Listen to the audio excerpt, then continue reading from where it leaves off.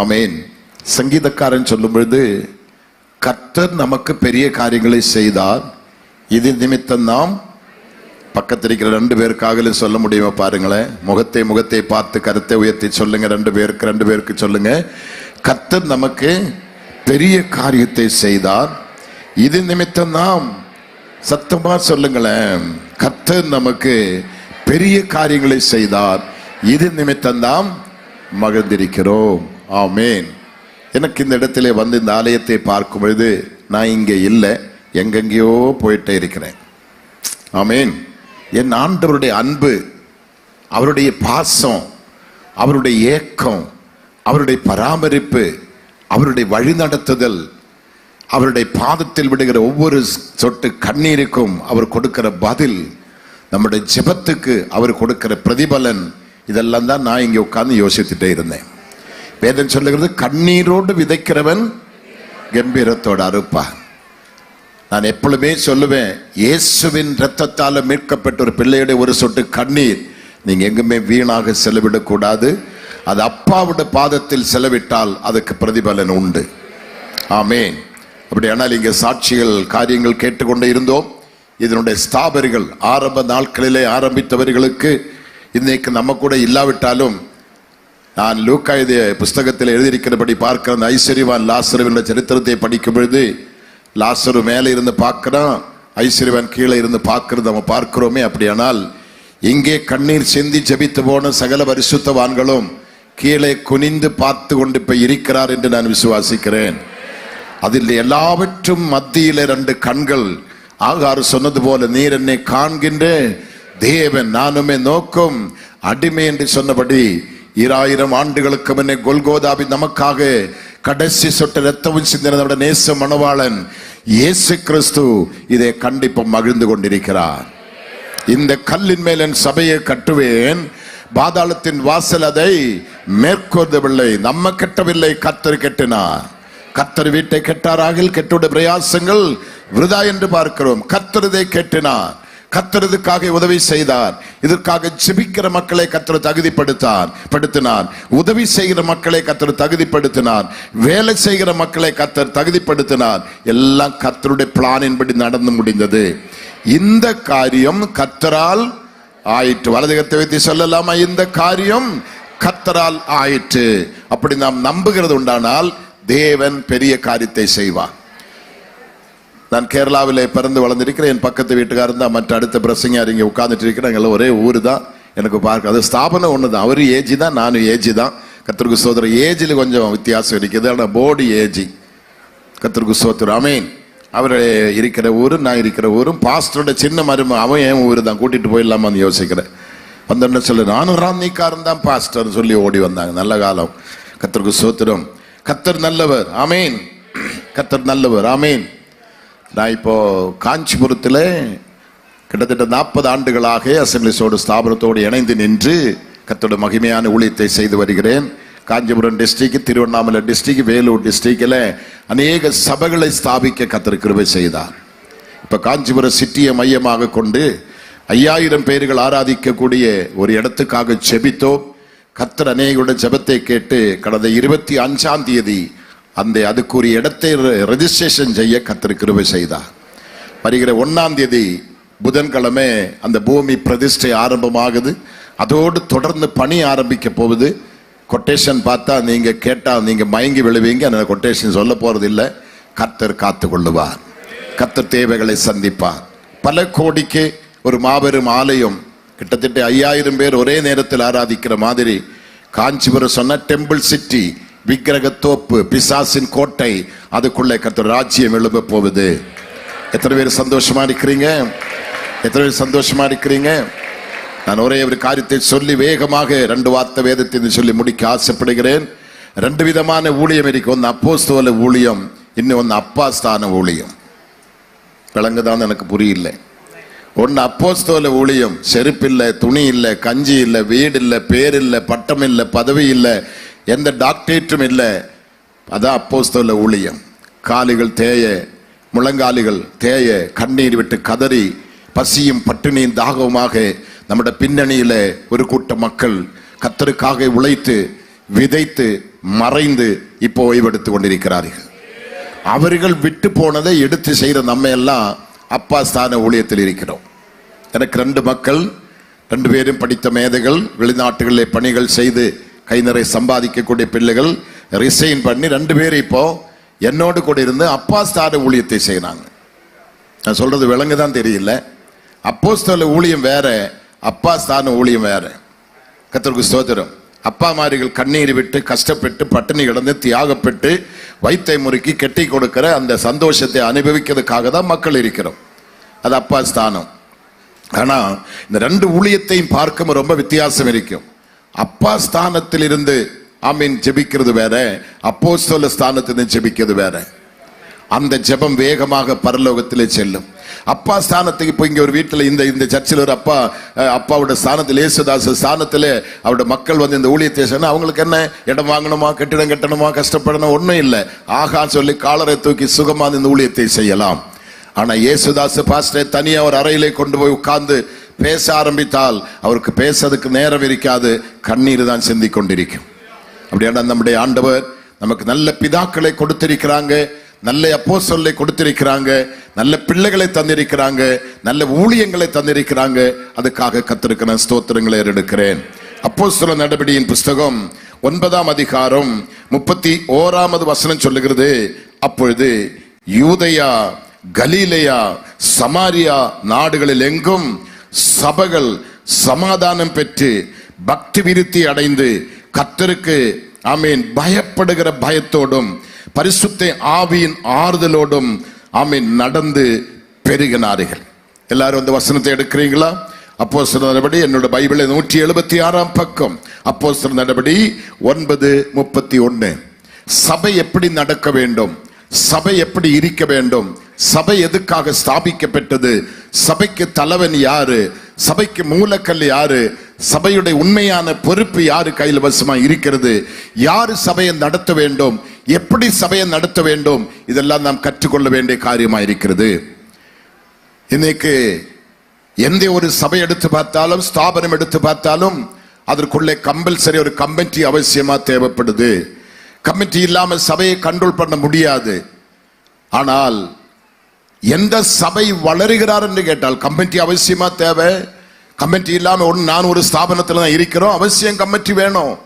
Committee இல்லாத ஒன்னும் செய்ய முடியாது. ஆனால் சபை நடத்தும் பொழுது கமிட்டி சபையை நடத்த போனா கட்டிடம் காலியா இருக்கும், ஆத்துமாக்கள் இருக்காது. அதே நேரத்தில் பரிசுத்த ஆவியானவர் சபை நடத்துகிறது உண்டானால் கர்த்தருடைய ஆவியானவர் எங்கே உண்டோ அங்கே என்ன உண்டு? விடுதலை உண்டு.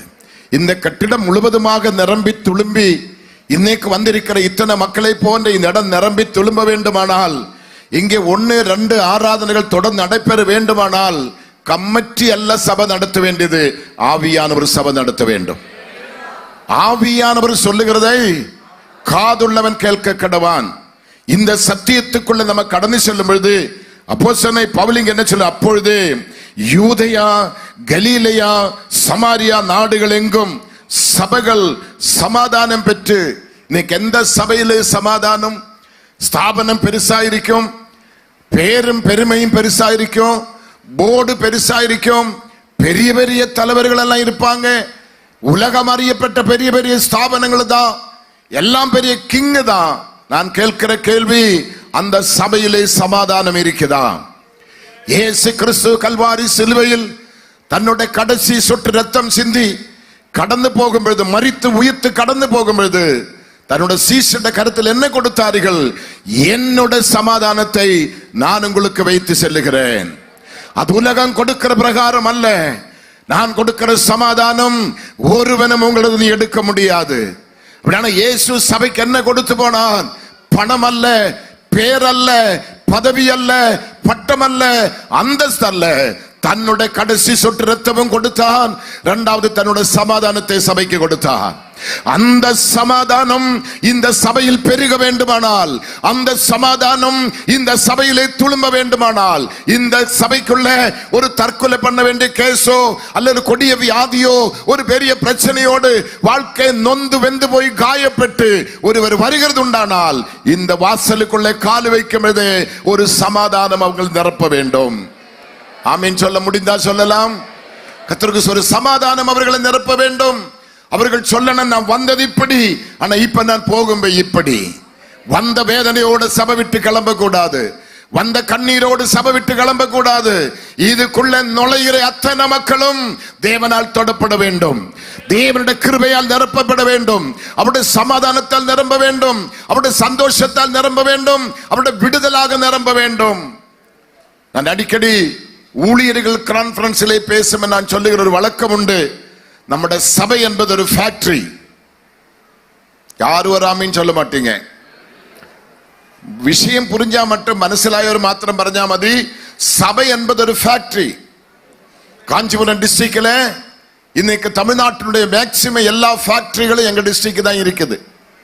உங்க வீட்டில் நீங்க உபயோகப்படுத்துகிற அநேக பொருட்கள் அங்கே தயார் பண்ணிதான் உங்களுக்கு வந்து கொண்டு இருக்குது. ஆமீன் சொல்லுவோமா? அங்கே தயார் பண்ணுகிற பொருட்கள் வெளிநாடுகளுக்கு ஆமீன் ஏற்றுமதி செய்கிறது, உள்நாடுகளுக்கு ஏற்றுமதி செய்கிறது. இந்தியாவுக்கு ஒரு பெருந்தொகை பணத்தை ஆமீன் சம்பாதித்து கொடுக்கிற ஃபேக்டரிகள் எல்லாம் காஞ்சிபுரத்தில் உண்டு. விலையுறந்த வஸ்திரங்கள் பாருங்க, கிட்டத்தட்ட ஒரு சேலை 1 லட்சம் ரூபாய் பட்டு சேலை, அதுவும் காஞ்சிபுரத்தில் தான் தயார் பண்ணது, காஞ்சி பட்டு. நான் சொல்லுகிறது கவனிக்கணும். இவைகள் எல்லாம் தயார் பண்ணுகிற கம்பெனி அது அங்க சேமித்து சேர்த்து வைத்திருந்தால் கம்பெனி பொழிந்து போயிடும். அவன் தயார் பண்ணுகிற பொருட்கள் எந்தெந்த நாடுகளுக்கு ஏற்றுமதி செய்யணுமோ அது ஏற்றுமதி செய்தாதான் அவனுடைய கம்பெனி ஓங்கி வளரும். அப்படி எங்கில் சபை என்ன ஃபேக்டரி பாஸ்டர்? சபை ஆத்துமாக்களை ஆதாயம் செய்கிற ஃபேக்டரியா இருக்க வேண்டும். சபையிலிருந்தும் ஆத்துமாக்களை ஆதாயப்படுத்தி பரலோகத்துக்கு நம்ம ஏற்றுமதி செய்ய வேண்டும்.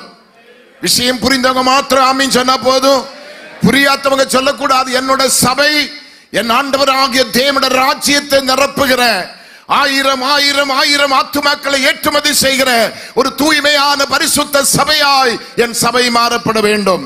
அந்த வாஞ்சி உள்ளவங்க மாத்திரம் வலது கரத்தை உயர்த்தி என் தெய்வத்துக்கு நன்றி சொல்லுங்க.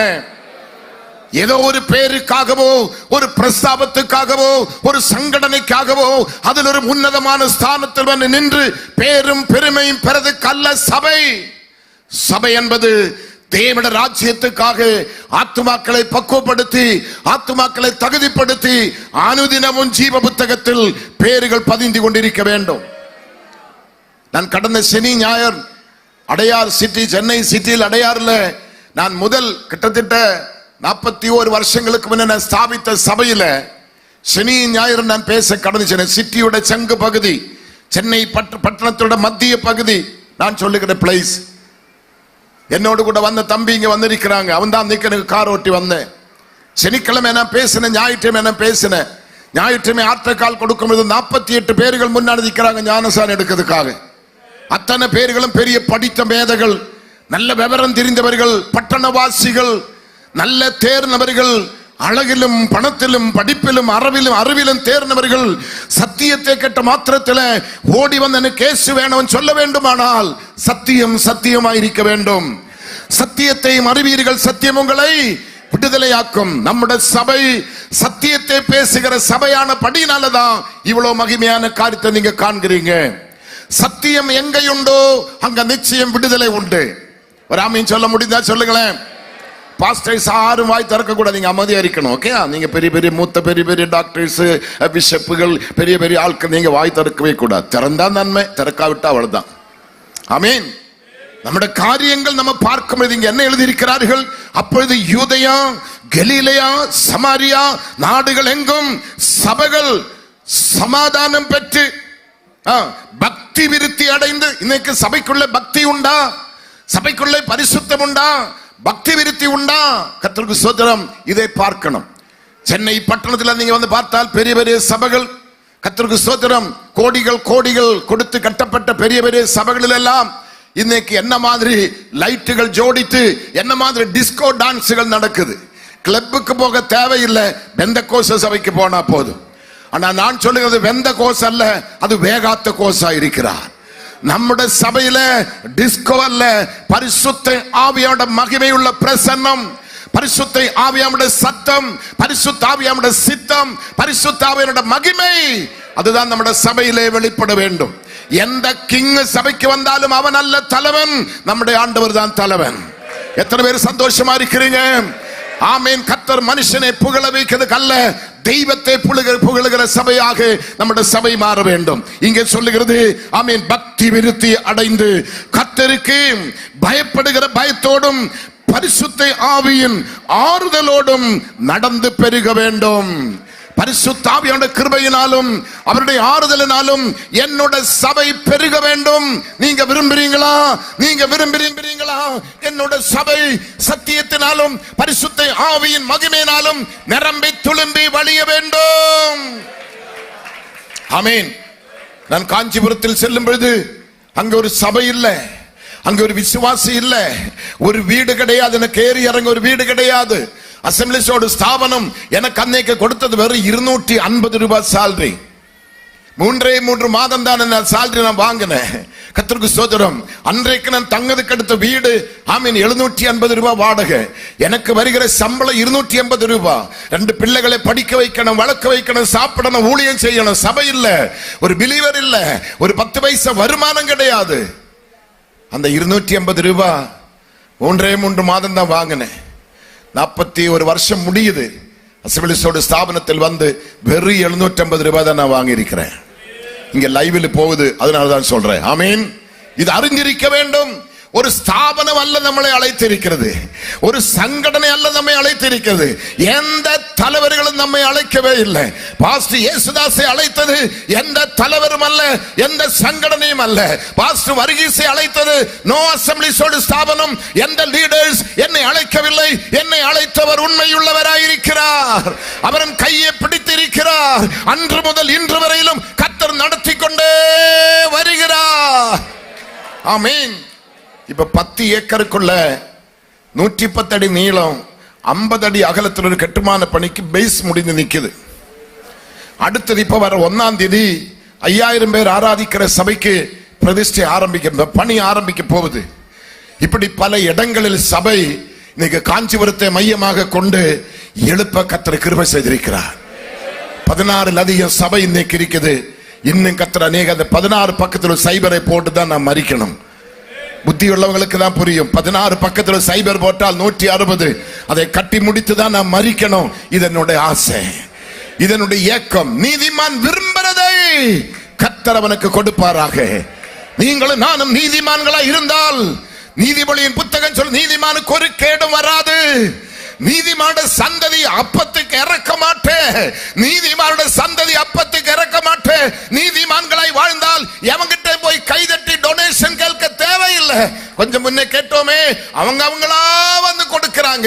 கேட்கும் நமக்கு வயிற்றெரிச்சலா வருது. ஆமீன். எரிய வேண்டாம். நம்முடைய மூளையினால சாதிக்க முடியாததை நம்முடைய முழங்காலினால் சாதிக்கலாம். எத்தனை மில்லியன் நமக்கு வேணுமோ அது அமெரிக்கா நாட்டில் இல்ல, ரத்தத்தால் மீட்கப்பட்ட ஒவ்வொரு பக்தன்மாருடைய முழங்காலிலும் கோடிகள் இருக்குது, மில்லியன் இருக்குது, பணம் இருக்குது, பொருள் இருக்குது.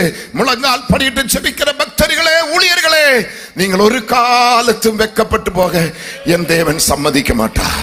அப்படியே என்னோட சபை பக்தியிலும் வைராக்கியத்திலும் பரிசுத்தத்திலும் தேட வேண்டும், நிறைய வேண்டும். 2 தீமோத்தேயுவுக்குள்ளே கொஞ்சம் போகலாம் என்று ஆசைப்படுகிறேன். 2 தீமோத்தேயுவின் புஸ்தகம் வேகமாக எடுத்து 3ஆம் அதிகாரத்தினுடைய கர்த்தருக்கு ஸ்தோத்திரம் 1 வசனத்தை படித்து பார்ப்போம். மேலும் கடைசி நாட்களில் கொடிய காலங்கள், இங்க யாராவது படிச்சு கொடுத்தா நல்லா இருக்கும். மேலும் கடைசி நாட்களில் கொடிய காலங்கள் வரும் என்று அறிவாயாக. எப்படியெனில் மனுஷர்கள் தற்பிரியராயும் பணப்பிரியராயும் வீம்புக்காரராயும் அகந்தை உள்ளவர்களாயும் தூஷிக்கிறவர்களாயும் தாய் தகப்பன்மார்க்கு கீழ்ப்படியாதவர்களாயும் நன்றி அறிய இல்லாதவர்களாயும் பரிசுத்தம் இல்லாதவர்களாகவும் ஆமீன் சுபாவ அன்பில்லாதவர்களாயும் இணங்காதவர்களாயும் அவதூறு செய்கிறவர்களாயும் இச்சை அடக்கம் இல்லாதவர்களாயும் கொடுமை உள்ளவர்களாயும் நல்லோரே பகைக்கிறவராயும் துரோகிகளாயும் துணிகரம் உள்ளவர்களாயும் இருமாப்புள்ளவர்களாயும் தேவ பக்தி இல்லாமல் சுகபோகிகளாயும் தேவ பக்தியின் எல்லாரும் 5ஆம் வசனத்தை கவனிக்கணும். தேவ பக்தியின் வேஷத்தை தரித்து அதன் பலனை மறுதலிக்கிறவர்களாயும் இருப்பார்கள். இப்படிப்பட்டவர்களை நீ விட்டு விலக வேண்டும். கரம் இருந்தால் உயர்த்தி அசைத்து இதை பேசுறதுக்கு நீங்க வந்து 1/2 மணி நேரம் கொடுத்தா நான் என்ன செய்யுது? இன்னைக்கு மத்தியானம் உங்களுக்கு சாப்பாட்டு போட்டு நான் பக்கத்துல இருப்பேன். 1/2 hourக்குள்ள சாப்பிட்டு முடிக்கல, கதை வேற ஆயிடும். அநேகமா எலும்பிரிக்கும் நினைக்கிறேன். ஆமே, 1/2 hourக்குள்ள இந்த மெசேஜை நான் தொடங்க முடியலையே. ஆனா இன்னைக்கு மாலையில பேசுவேன் வாங்க, நாளைக்கு காலையில இங்க பேசுவாங்க, நாளைக்கு மாலையில இங்க பேசுவாங்க. ஆமீன் சொல்லுவோமா? சத்தியம் அறியணுமா, சத்தியத்தை கேட்கணுமா, கர்த்தரோடு நீங்க நெருங்கணுமா, நன்மை அனுபவிக்கணுமா, விடுதலை அனுபவிக்கணுமா, வாருங்க. அப்படியானால் இங்க ஒரு பெரிய மல்லிகை லிஸ்ட் நமக்கு எழுதி கொடுத்திருக்கிற மாதிரி ஒரு கொட்டேஷன் கொடுத்து வைத்திருக்கிறாங்க. இவைகளை எல்லாவற்றை விட்டு நீ வெளியே வா. ஆமீன். பார்க்க என்ன அழகா இருக்கிறோம். ஆமீன் சொல்லுங்களேன், சத்தமா சொல்லுங்களேன். இந்த ஊர் பேர் என்ன பாஸ்டர்? மேக்கா மண்டபம். இங்க நிறைய மேய்ச்சல் இருக்க போல தெரியுது, ஆனா மண்டபத்துல தான் போல. நீங்க ஒரு அல்லேலியா சொல்ல மாட்டீங்களா? ஐயா மார்களே, அம்மா மார்களே, இவைகளை எல்லாம் விட்டு நீ வெளியே, அதற்கும் எனக்கும் சம்பந்தம் இல்லை. என்னை காண்கின்ற ஒருவர் மேலே இருக்கிறார், எனக்கு கரையம் கொடுத்த ஒருவர் மேலே இருக்கிறார், என்னை அழைத்த ஒருவர் மேலே இருக்கிறார். இந்த ஸ்தானத்திலே இத்தனை பேர்களுக்கு முன்பாக என்னை கௌரவித்தது இந்த சால்வை அல்ல, இந்த ஆமீன் கொடுத்த பொருட்கள் அல்ல, என் கர்த்தருடைய அபிஷேகம் தான். ஆமீன். இந்த சால்வை போய்விடும், இந்த கேடகமும் போய்விடும், இந்த அபிஷேகம் உன்னை விட்டு போகாது. ஒருவேளை கிட்னி ஃபெயிலர் ஆகும், வால்வுகள் ஃபெயிலர் ஆகும், கைகாலிகள் ஃபெயிலர் ஆகும், எல்லாம் ஃபெயிலர் ஆனால் என் தலை மேல் விழுந்த அபிஷேகம், என் தலை மேல் விழுந்த சால்வை, என் தலை மேல் விழுந்த மகிமை, அது என்னை விட்டு மறையவே மறையாது. ஆமென். தலை இருந்தா தலைக்கு மேலே கைகளை தட்டி அப்பாவை ஆர்ப்பரியுங்க. கர்த்தருடைய பிரசன்னம், கர்த்தருடைய மகிமை, கர்த்தருடைய வல்லமை. ஆமென், ஆமென். அதை விவரிக்க எனக்கு நேரம் இல்லாததுனால வசனத்தை மட்டும் காண்பித்து 1 பேதுருவில் போகலாம். 1 பேதுரு 14ஆம் அதிகாரம் 1ஆம் அதிகாரம் 14 இருந்து 16 முடிய நம்ம பார்ப்போம். 1 பேதுரு 1ஆம் அதிகாரம் 14 இருந்து 16 முடிய.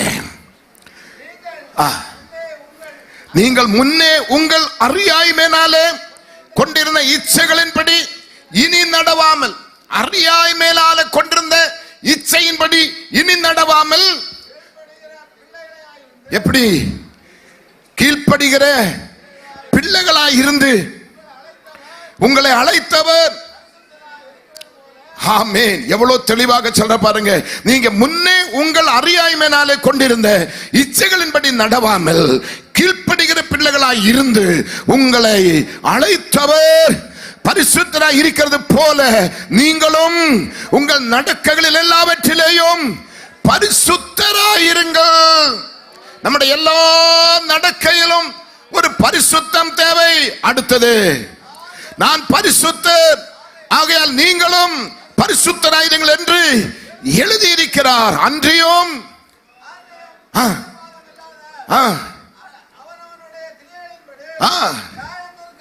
ஒரு நியாயம் தீர்க்கிற நாள் வரப்போகுது. அதாவது அவனுடைய கிரியைகளில் நடைபெறுகிறது உண்மை. ஆனால் 16ஆம் வசனம் சொல்லுகிறது, நான் பரிசுத்தர் ஆகையால் நீங்களும் பரிசுத்தராயிருங்கள் என்று எழுதியிருக்கிறார். சந்தோஷமா இருக்கிறீங்களா? மகிழ்ச்சியா இருக்கிறீங்களா? ஆனந்தமா இருக்கிறீங்களா? பேரின்பமா இருக்கிறீங்களா? கர்த்தர் செய்வாரா? கர்த்தர் செய்வாரா? கர்த்தர் செய்தாரா? ஆமென், ஆமென். எத்தனை பேர் சந்தோஷமா இருக்கிறீங்க? எத்தனை பேர் சந்தோஷமா இருக்கிறீங்க? எத்தனை பேர் பிள்ளை இப்ப சாட்சி கொடுக்குவோம் சொன்ன பார்த்தீங்களா? அப்பா வீட்டுக்கு வருவாங்க, அப்படி ஒரு இடத்துல உட்காருவாங்க, யோசிப்பாங்க, அழுகுவாங்க, புலம்புவாங்க, கண்ணீர் விடுவாங்க. கர்த்தருக்கு ஸ்தோத்திரம். ஒரு பிள்ளையை பெற்றெடுக்கிறதுக்கு ஒரு தாய் துடி துடியா துடித்து வேதனைப்படுகிறது உண்டானால், இவ்வளவு பெரு சபையை பெற்றெடுக்க வேண்டுமானால் இந்த மனுஷனோட கர்ப்பம் எவ்வளவு துடித்திருப்பார் என்பது மலடிகளுக்கு தெரியாது, குழந்தை பெற்றவளுக்கு தான் தெரியும். பிரசவ வேதனை குழந்தை பெற்றவளுக்கு தான் தெரியுமே தவிர மலடிகளுக்கு தெரியாது. யாரோ ஒருவர் கட்டி கொடுத்த சபையில் ஆராதிக்கிறதும், தானே முழங்கால் படியிட்டு கண்களை ஆமீன் ஆமீன் திறந்து கர்த்தரை நோக்கி முழங்கால் தேய வைத்து ஜெபித்து ஆசீர்வாதங்களை பெற்றதும் அது வேறு. ஆமீன். புருஷவாக்கம் ஏசிய சபையில பாஸ்டர் சுந்தரம் அவர்கள் உயிரோடு இருக்கும் காலகட்டத்தில் நான் அங்க இருந்தேன். சில வருஷங்களாய் அவரோடு கூட உள்ள அனுபவம் எனக்கு உண்டு. அவருடைய சபையில இன்னொரு மதிப்புக்குரிய ஒரு ஊழியக்காரி இப்ப சமீபத்தில் இறந்திருக்கிறாங்க, தாமஸ் ராஜ். அந்த தாமஸ் ராஜ் 2ஆம் கிளாஸோ 3ஆம் கிளாஸோ படித்து அரிசி மூட்டை கடையில் அரிசி மூட்டை சுமக்கிறவனாய் இருந்து ஏபிசிடி தெரியாதவனாய் காலகட்டத்தில் ரட்சிக்கப்பட்டு புருஷவாக்க ஏசிய சபைக்கு வந்தா. ஒரு சில நாட்களுக்குள்ள சுந்தரம் கண்ணில் அவர் அகப்பட்டது. அவரை தனிமையா கூப்பிட்டு, நீ யாரு, எந்த ஊரு, என்ன படிப்பு, என்ன வேலை? நான் படித்த 2ஆம் கிளாஸ் தான். என்ன வேலை? மண்டியில அரிசி மூட்டை சுமக்கிற. உனக்கு வேற ஏதாவது தெரியுமா? எனக்கு ஒண்ணுமே தெரியாது. அப்ப கேட்ட, நீதான் எனக்கு வேணும். நீ மல்லிகை கடையில் வேலை செய்கிற, மண்டி மூட்டை துமக்கிற. மல்லிகை கடையில் வேலை செய்யறோம் 12 மணிக்கு தான் படுக்க முடியும்.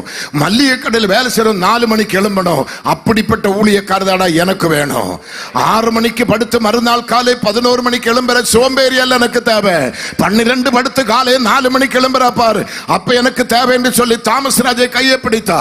அவரை பார்த்து சொல்லி, நீ மண்டிக்கு போகாது, இந்த மண்டியில் என்னோடு கூட இரு. இன்னைக்கு உங்களுக்கு விஷயம் தெரியுமா? எந்த கடையிலே மண்டி வைத்து அவன் வேலை செய்து அரிசி மூட்டை சுமந்தேனோ அதே தெருவில் இன்னைக்கு கர்த்தருக்கு ஸ்தோத்திரம் 140 கோடியோட சபை கட்டுமான பணிகள் முடிய போகுது. 140 கோடி ரூபாயோட சபையோட கட்டுமான பணி 2ஆம் கிளாஸ் படித்த அந்த மனுஷனுக்கு கர்த்தர் கொடுத்தது உண்மையானால், ஒருவன் எனக்காக ஊழியம் செய்தால் என் பிதாவாகிய தேவன் அவனை கனம் பண்ணுவாராக. அப்ப சுந்தரம் என்ன கொடுத்தாங்க அவருக்கு கேட்டா, அவருக்கு ஒரு படிப்பறிவு இல்லாத, அவருக்கும் படிப்பறிவு இல்லை பாத்தீங்களா? இந்த ஈகோ வராம இருக்கிறதுக்காக அவரும் கை நாட்டு, இன்னும் ஒரு கை நாட்டை பிடித்து 50 ரூபாய் செலவில் ஒரு கல்யாணம் நடத்திட்டோம். என்ன கல்யாணம் இல்ல, 50 ரூபாய் செலவில் ஒரு கல்யாணம் முடிச்சிட்டு 50 ரூபாய் ஸ்ரீதனம் கொடுத்துட்டோம். கொடுத்துட்டு நீ போடா, ஆமீன் ஆவடிக்கு போடா, ஒரு வீடு அடரா, அங்க உட்கார்ந்து செபியடான்னு சொன்னேன். போகும்போது ஒரு சின்ன பார்சல் கையில் கொடுத்திருக்கிறாங்க. உங்களுக்கு எத்தனை பேருக்கு தெரியும் எனக்கு தெரியல. அந்த பார்சலை சந்தோஷமா வாங்கி, நீ இதை வீட்டிலே போய் தான் பிரிச்சு பார்க்கணும், வழியில எல்லாம் பிரிக்க கூடாது. இது எத்தனையோ கோடி மில்லியன் கொடுத்தாலும் வாங்க முடியாத ஒரு பொக்கிஷன் என்று சொல்லி அந்த பார்சல் கொடு. பெரிய பார்சல் தான். அவர் வீட்டில் போன அந்த கூரை வீட்டில் உட்கார்ந்து புருஷனை மனைவியாய் பிரிக்க ஆரம்பித்தேன். பிரிக்க ஒவ்வொரு பேப்பரா மலை போல குமியுது. அடுத்த பேப்பர் கடைசியில வந்து பார்த்தா இந்த சொமப்பு கலர் அடிக்கிற அவல் சைஸ்ல ஒரு சின்ன ஒரு பொருள் அந்த பொட்டலத்துக்குள்ள இருந்தது. அவன் எடுத்து திருப்பி பார்க்கிற, ஒன்னும் புரியுது, அவலா இல்ல வேற ஏதாவது சொல்லி மறுபடியும் அதை பொதிஞ்சு பாசுரத்தில் போனேன். அங்க போனா அவர் அந்த வேஷ்டியை இப்படி தூக்கி தன் முழங்காலில காமிச்சு சொல்ற, என் முழங்காலின் உறிஞ்சு வந்த அந்த தழம்பினோட தோலடா இந்த தோல். இதே போல உன் முழங்காலு தேய்கிறது உண்டானால், அன்னைக்கு சுந்தரம் ஒரு ஓலை ஷெட்டிலே வாடகை ஷெட்டில் ஆராதித்தார். ஆனா இன்னைக்கு இந்த மனுஷன் 150 கோடி ரூபாயோட கட்டிடத்தில் தான் இன்னைக்கு ஆராதிக்கிற நிலைமையில் என் கர்த்தர் உயர்த்தினாரா? சொல்லுங்க. அவர் மரிக்கிற தருவாயில் வந்து அந்த ஆலயத்தை பார்த்து ஒரு பகுதிக்கு ரிபன் கட் பண்ண பிற்பாடுதான் தாமஸ் ராஜ் மரித்தாங்க. இன்னைக்கு தன் பிள்ளைகள் அந்த சபையை நடத்துறாங்க. சென்னை பட்டணத்தில் உயர்ந்த சபை. மறுபக்கத்திலே பார்க்கிறீங்க, 8 பேரை கொண்டு ஒரு பனமரத்தடியின் கீழே இருந்து வாடகைக்கு வாங்குறதுக்கு இடம் இல்லாம ஒரு பனமரத்தடியின் கீழே 8 தம்பிமார்களை வைத்து முழங்கால் பண்ணிட்டு ஜெபித்து, அப்புறம் 40 ரூபாய்க்கு ஒரு வீடு வாடகைக்கு எடுத்து 3ஆம் மாதம் அந்த வீடை காலி பண்ணி 40 ரூபாய் கொடுக்க முடியாம காலி பண்ணி ரோட்ல வந்து ஆராதித்த டி மோகன் இன்னைக்கு 56 ஏக்கரில் பெரிய ஆலயத்தை கட்டி கர்த்தருக்கு ஸ்தோத்திரம். அந்த ஆலயம் கட்டுமான அளவு மட்டும் 6 ஏக்கர். இது எத்தனை சென்ட் பாஸ்டர்? 33 சென்ட்ல இவ்வளவு பெரிய ஆலயமானால் 6 ஏக்கர்ல எவ்வளவு பெரிய சபை. யோசித்து பாருங்க. பிரதிஷ்டை முடிய போகுது. 56 ஏக்கர்ல 6 ஏக்கருக்குள்ள ஒரு சபை. ஆனா இன்னைக்கு இருந்த அதே மோகன் தான் இன்னைக்கும். அன்னைக்கும் பெருமை இல்லை, இன்னைக்கும் பெருமை இல்லை. அன்னைக்கும் ஜெபிப்பார், இன்னைக்கும் ஜெபிப்பார். அவரை வேர்ல்டுக்கு சூப்பரண்டாக மாற்றின பொழுதும் மோகன் தான். தாழ்மை உள்ளவனுக்கு கர்த்தர் கிருபை அளிக்கிறார். ஆமீன் சொல்லுவோமா? என் கருத்துக்குள்ளே அடங்கி இரு, ஏற்ற காலத்தில் நான் உன்னை என்ன பண்ணுவேன்? உயர்த்துவேன். ஆமீன். என்னுடைய அன்பு என்ன பாச வயசு அண்ணனா தம்பி எனக்கு தெரியல. என் தம்பி எழும்பி வாங்க. நான் கிழவன் 71 வயசு. தம்பி வாங்க தம்பி. என் தம்பி விட்ட கண்ணீர் தொப்ப பார்த்தாலே தெரியுது, 53 மாதிரி தான் தெரியுது. கர்த்தருக்கு ஸ்தோத்திரம். ஆமென். இவர் விட்ட கண்ணீர், இவருடைய முழங்கால் தேய்மானம், இவருடைய கண் விழிப்பு, இவருடைய உழைப்புகள் எல்லாம் பரலோகம் எஸ் என்று சொல்லி டிக் பண்ணி கொடுத்த அந்த சர்டிபிகேட் தான் நீங்க பார்த்து கொண்டிருக்கிறீங்க. இங்க பெயிண்டருடையோ கார்பெண்டருடையோ அல்ல கொத்தனாருடையோ ஃபால் சீலிங் ஒர்க்குடைய கழிவு அல்ல. இதெல்லாம் கண்ணீரோட மினுக்க தான் நீங்க பார்த்து கொண்டிருக்கிறீங்க. இந்த சபை சோம்பேறி சபை அல்ல. இந்த சபை பாஸ்டர் வந்தப்ப சொன்ன ஒரே ஒரு ஆளு தான் எம்ப்ளாயிஸ். நான் சொல்றேன் அந்த எம்ப்ளாயிஸ் இருக்க கூடாது. நமக்கு எல்லாம் கிம்ப்ளாயிஸ் தான் வேணும். எம்ப்ளாயிஸ் கொடுக்க மாட்டேன், கிம்ப்ளாயிஸ் தான் கொடுக்கும்.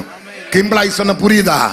தெரியுது இல்லையா? கர்த்தருக்கு ஸ்தோத்திரம். அப்ப கிம்ப்ளாயிஸை வைத்து இவ்வளவு பெரிய சபை கட்டினா எம்ப்ளாயிஸை வைத்து எப்படி கட்டுவீங்க? சொல்லுங்க. சொல்லுங்க. இதை விட பெருசா 16 வயசு மாதிரி தெரியுது. யாரோ தலைவர் சொன்னாங்க, நான் வந்தவட முகத்தை பார்த்த முகம் ரொம்ப பிரகாசமா இருக்குது. அகத்தின் அழகு முகத்தில் தெரியும். இன்னைக்கு அழுகை இல்ல. ஆமென். இன்னைக்கு புலம்பல் இல்ல. எங்க அப்பா செய்த பெரிய காரியத்துக்காக அவரை புகழுகிறார், அவரை துதிக்கிறார். நான் இதுக்கு யோக்கியன் அல்ல, இதுக்கு நான் தகுதி உள்ளவன் அல்ல, இந்த பலிபீடத்தில் நிக்க எனக்கு யோக்கியதை இல்ல. கர்த்தர் இந்த அளவுக்கு என்னை கொண்டு வர காரணம் நான் அவருடைய கருத்துக்குள் அடங்கி இருந்தேன். உட்காருங்க பாஸ்டர். அடையாறு சபையில ஞானசேகரன் ஒருவர், அவரோடு கூட 5 வருஷம் உதவி ஊழியக்காரனா இருந்தேன். நான் எனக்கு வெளிவிடத்துல ஏறதுக்கு டைம் கொடுக்க மாட்டாங்க. நான் குழந்தை மாதிரி அங்க உட்காரணும், சர்ச்சு பெருக்கணும், பாய் போடணும், ட்ரம் அடிக்கணும், கீபோர்டு போடணும், பாஸ்டருக்கு தண்ணி எல்லாம் கொடுக்கணும், எல்லாம் எடுபிடி வேலை செய்யணும். ஆனா நான் அங்கதான் உட்காரணும். என்னை ஃபுல் பிட்ல ஏற்ற மாட்டாங்க. என்னோட பிரசங்கம் எல்லாருக்கும் பிடிக்கும். ஒரு நாள் சபையார் எல்லாருமா சேர்ந்து சொன்னேன், இன்னைக்கு எப்படி ஆகல சண்டே நீங்க தான் பிரசங்கம், என் டைம் முடிஞ்சிச்சு, நீங்க தான் பிரசங்கம் பண்ணணும் சொல்லி என்னை உசும்பேத்தி நான் ஒரு பெரிய பிரசங்கத்தை பண்ணி நான் வந்தேன். அன்னைக்கு ராத்திரி நான் ஜெபம் பண்ணேன், ஆண்டவரே ஞானசேகருக்கு ஒரு வயிற்று வலியோ ஒரு லூஸ் மோஷனோ ஒரு ஜுரமோ கொடுத்து இன்றைக்கு அவனை படுக்கையில வைக்கணப்பா, அவன் இன்னைக்கு வரக்கூடாது, நான் தான் பிரசங்கம் பண்ண சொல்லி மாறு விரித்து பிரசங்க குறிப்பெடுத்து மேடைக்கு போனா எனக்கு முன்னாடியே சேகர் அங்க நிற்கிறான். எனக்கா வந்த பாரு வயிற்றறிச்சல். ஆண்டவரே என்ன நீ அழைக்கலையா, எனக்கு நீ ஊழியம் தரலையா, நான் ஊழியக்காரன் அல்லையா என்று சொல்லும் ஒரு சத்தம் பின்னாடி கேட்குது. என் கருத்துக்குள்ளே அடங்குகிறி, சேகரே காட்டில மேலான இடத்துல நான் உன்னை உயர்த்தி வைக்க போகிறேன், நான் உன்னை வாலாக்காமல் தலையாக்க போகிறேன், நீ கீழாகாமல் மேலாக போகிறேன். இன்னைக்கு நான் ஏறுகிற ஸ்டேஜில் சேகர் ஏற முடியாது.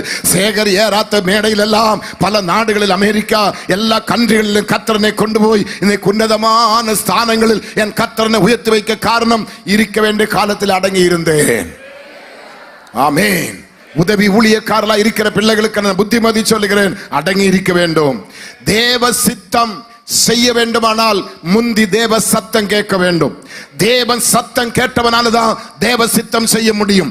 தேவ சத்தம் கேட்டவன் பதற மாட்டான். தேவ சத்தம் கேட்டவன் உலகமே திரண்டு வந்தாலும் என்ன வந்தாலும் பயப்பட மாட்டான். அவன் ஒரு சத்தத்தை கேட்டு வந்தவன் தான். அது யாருடைய சத்தம்? அவன் தேவ சத்தம் கேட்டு வந்தவன் தான். அவன் செய்வதெல்லாம் அவனுக்கு தேவ சித்தமாயிருக்கும். அவன் செய்வதெல்லாம் அவனுக்கு வாய்க்கும். ஆனபடி சபை கலப்படமா இருக்க கூடாது. சபை வந்து வியாபார ஸ்தலமா இருக்க கூடாது. சபை வந்து விபச்சாரப்படியா இருக்க கூடாது. சபை வந்து கள்ளர்கள் குகையா இருக்க கூடாது. சபையிலே ஜெபமும் துதியும் பாடலும் பரிசுத்தமும் பரலோகத்தினுடைய எல்லா விதமான மகிமையும் இங்கே இருக்க வேண்டும். இந்த சபையில பரலோகத்தின் வாசல் திறந்திருக்க வேண்டும். இங்க ஜெபிக்க வரும்போது ஒரு ஏணி இங்கே பரலோகத்துக்கு ஏறினதை நீங்க பார்க்கணும். அங்க இந்த தேவதூதன் இறங்குறதும் இங்க இருந்து ஏறுகிறதும் நீங்க பார்க்கணும். அப்படி பெத்தேல் தான். எத்தனை பேர் விசுவாசிக்கிறீங்க? இயேசு அற்புதத்தை செய்வாராக. இங்க வருகிற அத்தனை கேஸுக்கும் உடனடியாய் பதில். ஆம்புலன்ஸ் வந்து லைனா நிக்கணும். சீரியஸான கேஸில் இங்க வரணும். இயேசு அற்புதத்தை செய்வார். இயேசு விடுதலை தருவார். நான் இன்னும் தலைப்பில் நிக்கிறேன். என்னையும் பிரசங்கம் பண்ணா இயேசுதாஸ் பாஸ்டர் எனக்கு அண்ணனா மாறிடுவாங்க. தம்பியா இல்லை, இப்ப தம்பியா தான் இருக்கிறாங்க. அந்த மரியாதை நான் காப்பாற்றணும். இந்த சின்ன வாய்ப்பு தந்த பெரிய பாஸ்டருக்கு ரொம்ப நன்றி. அவரோடு கூட இந்த டைமை குறித்து கொடுத்தப்பார். அவங்க இன்னும் பெரிய கிங்கு. அவங்களுக்கெல்லாம் நன்றி. கேட்ட வந்த அனைவருக்கு நன்றி சொல்லி கர்த்தர் உங்களை ஆசீர்வதிப்பார்னு சொல்லி விடைபெறுகிறேன். கர்த்தர் உங்களை ஆசீர்வதிப்பாரா.